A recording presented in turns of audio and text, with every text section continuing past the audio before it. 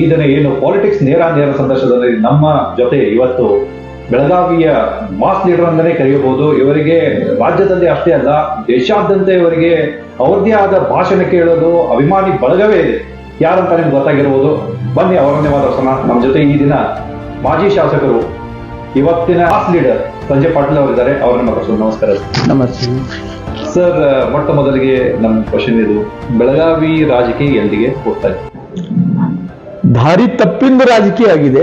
ರಾಜಕೀಯ ಪರಿಸ್ಥಿತಿ ಕೆಟ್ಟ ಹೋಗಿತ್ತು ಅಂತ ಅಂದ್ರೆ ಏನೂ ತಪ್ಪಿಲ್ಲ. ಯಾಕಂದ್ರೆ ನಂದು ವೈಯಕ್ತಿಕ ಅನುಭವ, ಕಳೆದ 50 ವರ್ಷದಲ್ಲಿ ಎಷ್ಟೋ ನಾಯಕರು ಬಂದರು, ಅವರ ಸ್ಥಾನಮಾನ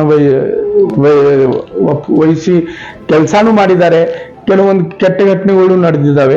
ಆದ್ರೆ ಒಂದು ಲೆವೆಲ್ದಲ್ಲಿ ಇರ್ತಿದ್ರು, ಒಂದು ಮಟ್ಟದಲ್ಲಿ ಎಲ್ಲೋ ಒಬ್ಬರವ್ರ ಮೇಲೆ ಒಂದು ಪ್ರೀತಿ ವಿಶ್ವಾಸ, ಇದು ನನ್ನ ನಾಡ, ಈ ನನ್ನ ಜಿಲ್ಲೆ, ನನ್ನ ಊರ, ನನ್ನ ಜನ ಅಂತ ಒಂದು ಭಾವನೆ ಇಟ್ಕೊಂಡ ರಾಜಕೀಯ ಜನ ಕೆಲಸ ಮಾಡ್ತಾ ಇದ್ರು.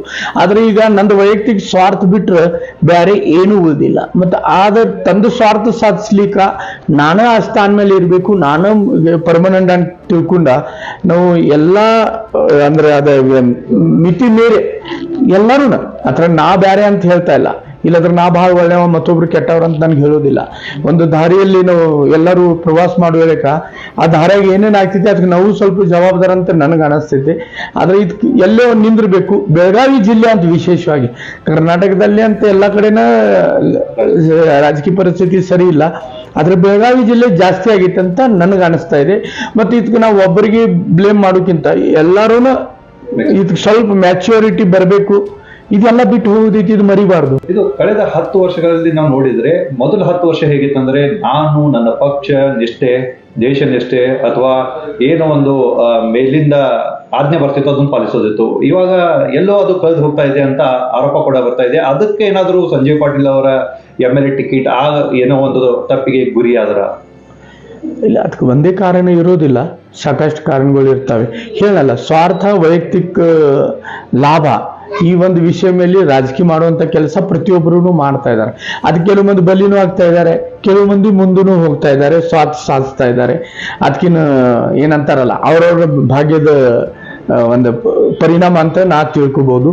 ಆದ್ರೆ ನಾವು ಎಲ್ಲರೂ ಮೊದಲ ಬೆಳಗಾವಿ ಜನರಿಗೆ ಒಳ್ಳೇದಾಗಬೇಕು, ಬೆಳಗಾವಿಯಲ್ಲಿ ಒಂದು ಕಾನೂನು ವ್ಯವಸ್ಥೆ ಸರಿಯಾಗಿರ್ಬೇಕು, ಬರುವ ಮಕ್ಕಳ, ರೈತರ, ಮಹಿಳೆಯರ ಅವ್ರೆಲ್ಲರಿಗೂ ನಾವು ಗೌರವ ಕೊಟ್ಟ ಅವ್ರಿಗೇನು ಸಹಾಯ ಮಾಡ್ಲಿಕ್ಕೆ ಸಾಧ್ಯತೆ ಅಂತ ಎಲ್ಲರೂ ಟೀಮ್ ವರ್ಕ್ ಆಗಿ ಕೆಲಸ ಮಾಡುವಂತ ಒಂದು ಭಾವನೆ ಬೆಳಿಬೇಕು. ಇಲೆಕ್ಷನ್ ಬಂದಾಗ ನಾ BJP ಇರ್ಬೋದು, ಮತ್ತೊಬ್ರು ಕಾಂಗ್ರೆಸ್ ಇರ್ಬೋದು, ಮತ್ತೆ ಯಾರು ಮಹಾರಾಷ್ಟ್ರ ಸಮಿತಿಯಲ್ಲಿ ಕೆಲಸ ಮಾಡ್ತಿರ್ಬೋದು, ನಮ್ಮ ಒಂದು ಪ್ರಿನ್ಸಿಪಲ್ಸ್ ಅಡಿಯಲ್ಲಿ ಕೆಲಸ ಮಾಡುವಂತ ಒಂದು ಸ್ವಭಾವ ಮೊದಲಿತ್ತು. ಈಗೇನಿಲ್ಲ, ಪಕ್ಷ ಇಲ್ಲ, ಪ್ರಿನ್ಸಿಪಲ್ಸ್ ಇಲ್ಲ, ಏನೂ ಇಲ್ಲ. ನನ್ನ ವೈಯಕ್ತಿಕ ಸ್ವಾರ್ಥ ನನಗೇನು ಬೇಕು ಅದ್ರ ಸಲ ನಾ ಏನೇನು ಮಾಡ್ಲಿಕ್ಕೆ ಸಾಧ್ಯತೆ ಎಲ್ಲ, ಮತ್ತೆ ಅದು ಸರಿನೋ ತಪ್ಪೋ ಕೆಟ್ಟೋ ಚಲೋ ವಿಚಾರ ಮಾಡುವಂತ ಒಂದು ಸ್ವಭಾವ ಎಲ್ಲರೂ ಕಳ್ಕೊಂಡಿದ್ದೀವಿ. ಎಲ್ಲರೂ, ನಾ ಮತ್ತೊಮ್ಮೆ ರಿಪೀಟ್ ಮಾಡ್ತೇನೆ, ಎಲ್ಲರೂ ಕಳ್ಕೊಂಡಿದ್ದೀವಿ. ಇದು ಸರಿಯಲ್ಲ, ಒಳ್ಳೇದಲ್ಲ. ಬೆಳಗಾವಿಗ ಬರುವಂತ ಪಿಡಿಗ ನಾವು ಏನು ಉದಾಹರಣೆ ಆಗ್ಬೇಕಂತ ನಾವು ಇರುವಂತ ಎಲ್ಲರೂ ರಾಜಕೀಯ ಧುರೀಣರ ಒಂದು ಏನದು ಚಿಂತನೆ ಮಾಡುವಂತ ಜವಾಬ್ದಾರಿ ಇದೆ ಅಂತ ನನಗೆ ಅನಿಸ್ತಾ ಇದೆ. ಅದೇ, ಕಳೆದ 6 ತಿಂಗಳಲ್ಲಿ ನಾವು ಕಾನೂನು ವ್ಯವಸ್ಥೆ ಬಗ್ಗೆ ಟೀಕೆ, ಪ್ರಹಾರಗಳು, ಅಪೋಸಿಷನ್ ಮಾಡ್ತಾ ಇದೆ. ಅಲ್ಲಿ ತಮ್ಮ ಕೆಲವು ಸರ್ಕಾರ ನಡೆಸೋರು ಕೂಡ ಆರೋಪ ಮಾಡ್ತಿದ್ದಾರೆ. ಬೆಳಗಾವಿ ಎಲ್ಲೋ ಒಂದು ಕಾನೂನು ವ್ಯವಸ್ಥೆ ದಾರಿ ತಪ್ಪಿದೆಯಾ? ಬೆಳಗಾವಿಯಲ್ಲಿ ಜಾಸ್ತಿ ಆಗ್ತಾ ಇದೆ ಅಂತ ನಾ ಪ್ರಾರಂಭದಲ್ಲೇ ನಿಮ್ಗೆ ಹೇಳಿದ್ನಿ. ಕರ್ನಾಟಕದಲ್ಲಿ ಎಲ್ಲ ಕಡೆನ ಕಾನೂನು ವ್ಯವಸ್ಥೆ ಹದಿಕೆಟ್ಟು ಹೋಗಿತ್ತು. ಯಾಕಂದ್ರೆ ತಾವು ನೋಡ್ಬೋದು, ಎಷ್ಟು ಹಗರಣಗಳ ಅಧಿಕಾರಿಗಳು ಆತ್ಮಹತ್ಯೆ ಮಾಡ್ತಾ ಇದ್ದಾರೆ, ಗುತ್ತಿಗೆದಾರ ಆತ್ಮಹತ್ಯೆ ಮಾಡ್ತಾ ಇದ್ದಾರೆ. ಮತ್ತೆ ಆತ್ಮಹತ್ಯೆ ಕಾರಣ ಯಾರಿದ್ದಾರೆ ಅಂತ ಬರ್ದಿಟ್ರು ಅವ್ರಿಗೆ ಗೌರವ ಕೊಡುವಂತ ಕೆಲಸ ಸರ್ಕಾರ ಮಾಡ್ತಾ ಇದೆ. ಮತ್ತೆ ತನಗೆ ಬೇಕಾದ ಇಮಿಡಿಯೇಟ್ ಆಕ್ಷನ್, ಮತ್ತೊಬ್ರು ಮುಂದಿನವ್ರಿಗೆ ತೊಂದರೆ ಆದ್ರೆ ಇದು ಪ್ರಶ್ನೆ ಇಲ್ಲ, ನನ್ನ ಅಧಿಕಾರ ಇದೆ. ಈ ಅಧಿಕಾರದ ದುರುಪಯೋಗ ಮಾಡುವಂತ ಸ್ವಭಾವ ಹೊಂದಿನಂತ ಜನ ಈಗ ಜಾಸ್ತಿ ಆಗಿದ್ದಾರೆ. ಅದರ ಪರಿಣಾಮ ಈಗೇನು ನಾಯಿ ತಿಳ್ಕೊಂಡು ಅಧಿಕಾರದಲ್ಲಿದ್ದೇನೆ, ನಾ ಏನೋ ಮಾಡ್ತಾ ಇರ್ತೇನೆ, ನನಗೆ ಎಲ್ಲರೂ ಅಂದ್ರೆ ಒಪ್ಪಿಗೆ ಕೊಡ್ತಾ ಇರ್ತಾರೆ. ನಾ ಇದು ತಿಳ್ಕೊಬೇಕಲ್ಲ, ಇದು ಪರ್ಮನೆಂಟ್ ಅಲ್ಲ, ಇದು ಕಾಲಚಕ್ರ ಬದಲಾವಣೆ ಆಗ್ತಾ ಇರ್ತೈತಿ. ಶಂಕರಣ್ಣಜಿ ಅವರು 7 ಸಲ ಸಂಸದರ ಮಂತ್ರಿ, ಇವತ್ತಿಲ್ಲ. ಅವರ ಸುರೇಶ್ ಅಂಗಡಿ ಅವರು, ಉಮೇಶ್ ಕತ್ತಿ ಅವರು, ಆನಂದ್ ಮಾಮ್ನಿ ಅವರು, ಎಷ್ಟೋ ಜನ ಇವತ್ತು ನಮ್ಮ ಜೊತೆಗಿಲ್ಲ. ನಾವು ಇದು ಮರಿಬಾರ್ದಲ್ಲ, ನಾವು ಹೋಗೋದಕ್ಕೆಲ್ಲ ಬಿಟ್ಟು ಒಂದು ದಿವಸ. ಅಧಿಕಾರ ಶಾಶ್ವತ ಅಲ್ಲ, ಮಾನವತೆ ಶಾಶ್ವತ. ಆ ಮಾನವತೆದ ಉದಾಹರಣೆ ಆಗುವಂತ ಪ್ರಯತ್ನ ರಾಜಕೀಯ ಜನ ಮಾಡ್ಬೇಕಂತ ಅನಿಸ್ತಾ ಇದೆ ನನಗ. ನಾನು ಕೂಡ ಎಲ್ಲಿ ತಪ್ಪಿರ್ಬೋದು, ನಾನು 100% ಒಳ್ಳೆ ಅಂತ ಹೇಳೋದಿಲ್ಲ. ಆದ್ರೆ ಇವತ್ತು ನೀವು ಪ್ರಶ್ನೆ ಮಾಡಿದಲ್ಲಿ ಈ ಭಾವನೆ ನಮ್ ತಿಳಿವಾಗಿದೆ. ಮತ್ತು ನಾವು ಒಂದು ಹೆಮ್ಮೆದಿಂದ ಹೇಳ್ಬೋದು, ನಾವು ಲಿಮಿಟ್ದಲ್ಲಿ ಇದೀವಿ. ಲಿಮಿಟ್ ಕ್ರಾಸ್ ರಾಜಕೀಯ ಮಾಡಂಗಿಲ್ಲ. ಮನೆಯಲ್ಲಿ ಕೊಡ್ಬೋದು, ಆದ್ರೆ ನಾವು ರಾಜಕೀಯದ ಸದುಪಯೋಗ ಮಾಡಬೇಕು, ದುರುಪಯೋಗ ಮಾಡಬಾರ್ದಂತ ಒಂದದ ತಿಳಿವಾಗ ಮನಸ್ಸಿನಲ್ಲಿ ಗಟ್ಟಿಯಾಗಿದೆ. ಆ ತರ ನಡ್ಕೊಳ್ಳೋಂತ ಪ್ರಯತ್ನ ಮಾಡ್ತೀವಿ. ಕೆಲವು ಕಳೆದ ತಿಂಗಳಿಂದ ನೀವು ನೋಡಿರ್ಬೋದು, ಬಾಣಂತಿಯರ ಸಾವು, ನೂರಾರು ಜನ ಬಾಣಂತಿಯರ ಸಾವಾಗಿದ್ದಾರೆ. ಅದರ ಮೇಲೆ ಎಲ್ಲೂ ಆಸ್ಪತ್ರೆಯ ಮೇಲೆ ಏನು ಹಿಡಿತಬೇಕಾಗಿತ್ತು, ಅದು ಕೂಡ ಬೆಳಗಾವಿ ಜಿಲ್ಲೆಯ ರಾಜಕಾರಣಿಗೆ ಗುರಿ ಆಗ್ತಿದೆಯಾ? ಅದರ ಜೊತೆಗೆ ಆತ್ಮಹತ್ಯೆ ಪ್ರಕರಣಗಳು ಕೂಡ ಬೆಳಕಿಗೆ ಬಂದವು. ಅದರ ಮೇಲೆ ಕೂಡ ಯಾವುದಾದ್ರೂ ಬೆಳಗಾವಿ ರಾಜಕೀಯ ಯಾರಾದರೂ ಪ್ರೆಷರ್ ತುಂಬುತ್ತಿದ್ದಾರ? ಮತ್ತೆ ಕಾನೂನು ವ್ಯವಸ್ಥೆ ಯಾವ ರೀತಿಯಾಗಿ ಆಗಬೇಕಾಗಿತ್ತು? ನಾವು ಸಿಟಿ ರವಿ ಪ್ರಕರಣದಲ್ಲಿ ನೋಡಿದ್ವಿ. ಅದೇ ರೀತಿಯಾಗಿ ಇಂತೆಲ್ಲ ಎಲ್ಲೋ ಒಂದು ಕಡೆ ಬೆಳಗಾವಿ ಬೇರೆ ಕಡೆ ಸಾಕ್ತಿದೆಯಾ, ಅಥವಾ ಇದರ ಮೇಲೆ ಏನು ದುರುದ್ದೇಶ ಏನಿರ್ಬೋದು ಅಥವಾ ಉದ್ದೇಶ ಏನಿರ್ಬೋದು ಅಂತ ನಿಮ್ಗೆ ಏನು ಅನ್ಸುತ್ತೆ? ಈಗ ನೀವು ಮಾಧ್ಯಮ ಕ್ಷೇತ್ರದಲ್ಲಿ ಕೆಲಸ ಮಾಡುವಂತ ಜನ, ನಿಮ್ಮ ಪೂರ್ವ ಪ್ರಶ್ನೆಗಳ ಇಷ್ಟು ಪರ್ಫೆಕ್ಟ್ ಕ್ವೆಶನ್ಗಳು ನೀವು ಮಾಡ್ತಾ ಇದ್ದೀರಿ. ಆದ್ರೆ ಈ ತರದ ಬಗ್ಗೆ ಚಿಂತನೆ ಮಾಡುವಂತ ಜವಾಬ್ದಾರಿ ಎಲ್ಲರದು ಇದೇನೋ ಇಲ್ಲೋ. ಈಗ ಮೊದ್ಲಿನ 10 ವರ್ಷ ಆಗಲಿ 15 ವರ್ಷದಲ್ಲಿ ಈ ತರ ಪರಿಸ್ಥಿತಿ ಬೆಳಗಾವಿಯಲ್ಲಿ ಇತ್ತೇನಾ? ಈ ತರ ರಾಜಕೀಯ ನಡೀತಾ ಇತ್ತೇನಾ? ಈಗ ಯಾಕೆ ನಡೀತಾ ಇದೆ? ಅಥವಾ ಯಾರ ಕಾರಣೀಭೂತರ? ಮತ್ತೆ ನಾವು ಯಾರಿಗೆ ಬೆಳೆಸಬೇಕು, ಯಾರಿಗೆ ಉಳಿಸಬೇಕು, ಮತ್ತೆ ಯಾರಿಗೆ ನಿಲ್ಲಿಸಬೇಕು, ಈ ತರದ ಚಿಂತನೆ ಮಾಡುವಂತ ಜವಾಬ್ದಾರಿ ಸಾಮಾನ್ಯ ಜನರದ್ದು ಇದೆ, ಮಾಧ್ಯಮ ಸ್ನೇಹಿತರದ್ದು ಇದೆ, ರಾಜಕೀಯ ಕ್ಷೇತ್ರದ ಕೆಲಸ ಮಾಡುವಂತ ಕಾರ್ಯಕರ್ತರ ನಾಯಕರದ್ದು ಇದೆ. ಪ್ರತಿಯೊಬ್ಬ ವ್ಯಕ್ತಿ ಇಲ್ಲಿ ಇದ್ದಿನವ. ಕೆಲವು ಮಂದಿ ಹೇಳಿದ್ರು, ನಮ್ಗೇನ್ರಿ, ನಮ್ದೇನ್ ಸಂಬಂಧ, ಎಲ್ಲರೂ ಅವರೇ ಇದಾರಂತ. ಆದ್ರೆ ಅತ್ರಾಗಿನ ಸ್ವಲ್ಪ ABC ಅಂತ ಇರ್ತೈತಿ. ಎಲ್ಲರೂ ಒಳ್ಳೆಯವರಿಲ್ಲ, ಎಲ್ಲರೂ ಕೆಟ್ಟವರಲ್ಲ. ಆದ್ರೆ ಕೆಟ್ಟನಾಗ A ನಂಬರ್ A ಯಾರಿದ್ದಾರೆ, B ಯಾರಿದ್ದಾರೆ, C ಯಾರಿದ್ದಾರೆ. ಒಳ್ಳೆಯ ಇದ್ರಾಗೂ A ಮೇಲೆ ಯಾರಿದ್ರು, B ಮೇಲೆ C. ಅದು ಚಿಂತನೆ ಮಾಡುವಂತ ಜವಾಬ್ದಾರಿ ಎಲ್ಲರದು ಇದೆಯಲ್ಲ. ನಾ ಇದ್ದೇ ಹೇಳೋದಿಲ್ಲ ನಾ ಬಹಳ ಒಳ್ಳೆವಂತ, ಆದ್ರೆ ನಾ B-ದಾಗಿದ್ದೇನು, C-ನಾಗಿದ್ದೇನು, ಏನಾಗಿದ್ದೇನು, ಅತ್ರಾಗಿನ ಸ್ವಲ್ಪ ಒಳ್ಳೆ. ನಾ ಬಹಳ ಸಲ ಎಕ್ಸಾಂಪಲ್ ಕೊಡ್ತೇನೆ. ಕೈಯಲ್ಲಿ ಇಟ್ಟಂಗಿ ಮತ್ತು ಕಲ್ಲು ಕೊಟ್ರೆ ತಲಿ ಬಡ್ಕೊ ಅಂತ ಹೇಳ್ರೆ ಇಟ್ಟಂಗಿಲೇ ಬಡ್ಕೊಳವ ಜಾನ. ಯಾಕಂದ್ರೆ ಇಟ್ಟಂಗಿಲೇ ಅಷ್ಟು ಗಾಯ ಆಗೋದಿಲ್ಲ. ಕಲ್ಲೇ ಬಡ್ಕೊಂಡ್ರೆ ತಲೆನೂ ಬಡ್ದು ಹೋಗ್ತಿದ್ವಿ. ಹಾಗೆ ನಾವು ಇಟ್ಟಂಗಿ ಯಾರಿದಾರು, ಕಲ್ಲು ಯಾರಾಗ್ತಾ ಇದ್ರು, ಬೆಳಗಾವಿಯಲ್ಲಿ ಈಗ ಕಲ್ಲು ಜಾಸ್ತಿ ಆಗಿದೆ. ಆ ಥರದ ಗಾಯ ಪ್ರತಿಯೊಬ್ಬ ವ್ಯಕ್ತಿ ಅನುಭವಿಸ್ತಾ ಇದ್ದಾನೆ.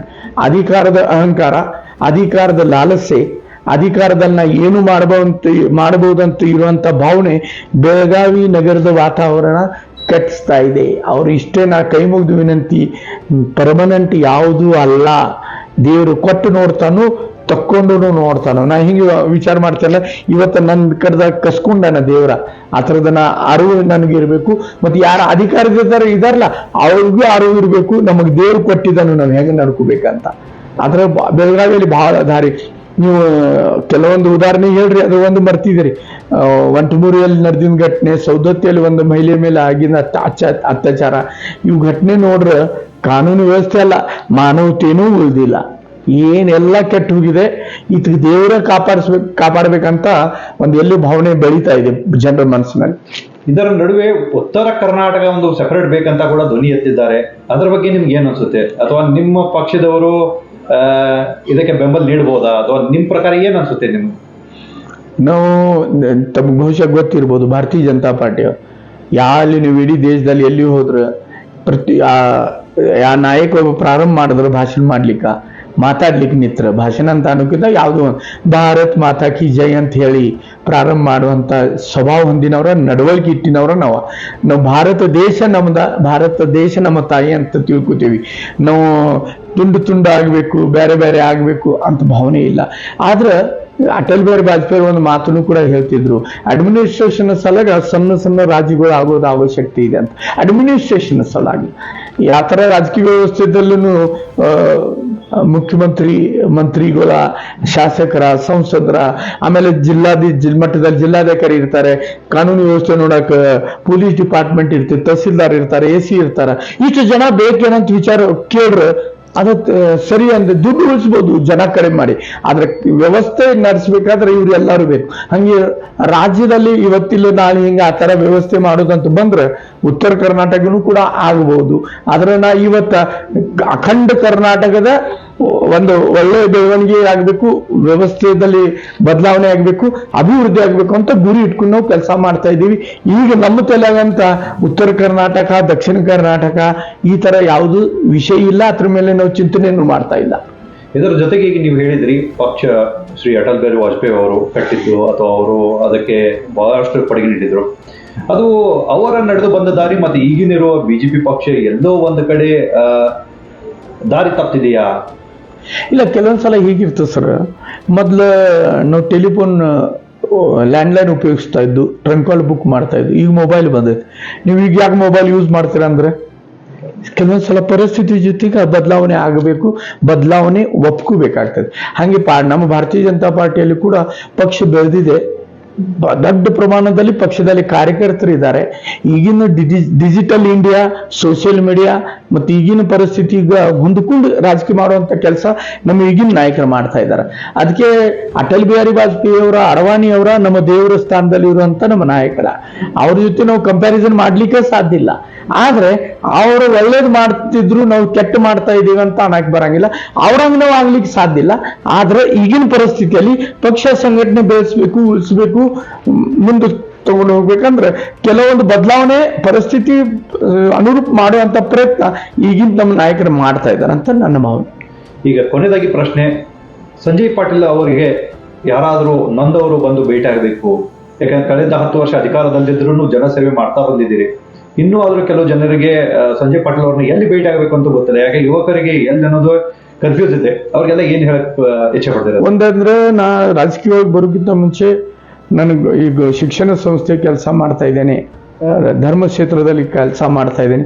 ಇದು ನನ್ನ ಪರ್ಮನೆಂಟ್ ಆಫೀಸ್ ಇದೆ. ಇಲ್ಲಿ ಪ್ರತಿಯೊಂದು ಕ್ಷೇತ್ರದ ಜನ ಬಂದು ಭೇಟಿ ಆಗ್ತಾರೆ, ಮಾತಾಡಿಸ್ತಾರೆ, ಕೆಲಸ ಕೇಳ್ತಾರೆ.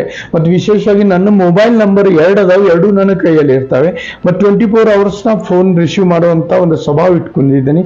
ಆ ಫೇಸ್ಬುಕ್ ಮೇಲೂ ನನ್ನ ಫೋನ್ ನಂಬರ್ ಹಾಕಿಬಿಟ್ಟಿದ್ದೇನೆ. ನಾನು ಜನರಿಗೆ ಪ್ರಾರ್ಥನೆ ಮಾಡ್ತೇನೆ, ಯಾರಿಗೆ ಆ ಥರ ಪ್ರಶ್ನೆ ಇದ್ರೆ ತಾವು ನೇರವಾಗಿ ಫೋನ್ ಮೇಲೆ ಸಂಪರ್ಕ ಮಾಡ್ಬೋದು. ಗೊಮ್ಮಟೇಶ್ ವಿದ್ಯಾಪೀಠದಲ್ಲಿ ಹಿಂದುವರೆಯಲ್ಲಿ ನನ್ನ ಆಫೀಸ್ ಇದೆ. ಆ ಆಫೀಸಲ್ಲಿ ತಾವು ಬರ್ಬೋದು, ಮನೆಗೆ ಬರ್ಬೋದು. 24 hours ಜನರ ಸಲುವಾಗಿ ಇದೇನಂತ ಭಾವನೆ ಇಟ್ಕೊಂಡು ಕೆಲಸ ಮಾಡ್ತಾ ಇದ್ದೀನಿ. ನೀವು ಯಾವಾಗೂ ಸಂಪರ್ಕ ಮಾಡ್ಬೋದು. ಆದ್ರೆ ನಾವು ಪಕ್ಷ, ನಮ್ಮ ವೈಯಕ್ತಿಕ ಮತ್ತು ನಾವು ಬೇರೆ ಬೇರೆ ಕ್ಷೇತ್ರನ ಕೆಲಸ ಮಾಡ್ತಾ ಇದೀವಿ. ಬೆಳಗಾವಿ ಹೊರಗಿದ್ರೆ ಅಷ್ಟೇ ಬಹುಶಃ ಜನರಿಗೆ ಅನುಕೂಲ ಆಗೋದಿಲ್ಲ. ಬೆಳಗಾವಿಯಲ್ಲಿ ಇದ್ರಾಗ ನನಗೆ ಭೇಟಿ ಆಗೋದಾಗ ಯಾರಿಗೂ ಕಷ್ಟ ಇಲ್ಲ. ನಾನು ನೇರವಾಗಿ ಎಲ್ಲರಿಗೂ ಹೇಳ್ತೇನೆ, ಫೋನ್ ಮಾಡಿ, ನಾನು ಫೋನ್ ರಿಸೀವ್ ಮಾಡ್ತೀನಿ. ನೀವು ಬಂದಾಗೂ ನಾನು ನನ್ನ ಆಫೀಸ್ದಾಗ ಇರಬೇಕು, ನಿಮಗೆ ಸಿಗಬೇಕು. ನೀವು ಬಂದಾಗ ಹೊರಗೆ ಹೋಗಿದ್ದಾರೆ, ಭೇಟಿ ಆಗೋದಿಲ್ಲ ಅಂತ ಜನರಿಗೆ ಸಂದೇಶ ಹೋಗಬಾರ್ದಂತ ಮೊಬೈಲ್ ಉಪಯೋಗ ಮಾಡ್ರಿ ಅಂತ ನಾನು ಪ್ರತಿಯೊಬ್ಬರಿಗೆ ಹೇಳ್ತೇನೆ.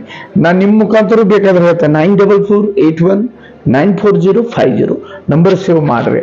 ನಿಮ್ಮ ಪರ್ಸೊಳಗ 24 hours 24x7 12 ತಿಂಗಳ ಯಾವಾಗ ಬೇಕಾವಾಗ 24 hours ಫೋನ್ ರಿಸೀವ್ ಮಾಡ್ತೀನಿ, ನಿಮ್ಗೆ ಸ್ಪಂದಿಸುವಂತ ಕೆಲಸ ಮಾಡ್ತೀನಿ.